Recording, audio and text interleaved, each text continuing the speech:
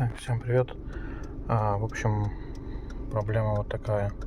Замигал hold, машина дальше второй не переключает.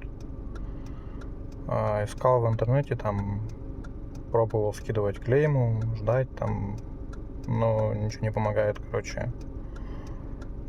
Есть ли какие-то способы ее как-то сделать, ну, не меняя коробки? Потому что нету возможности сейчас поменять коробку. Вот. Потому что все, что я искал, ну, ничего не помогает. И этот ELM, он не читает эту ошибку почему-то. Ну, или просто у меня ELM какой-то древний. Напишите в комментариях, есть какие-то возможности ее разбудить с этого состояния. Заранее благодарю.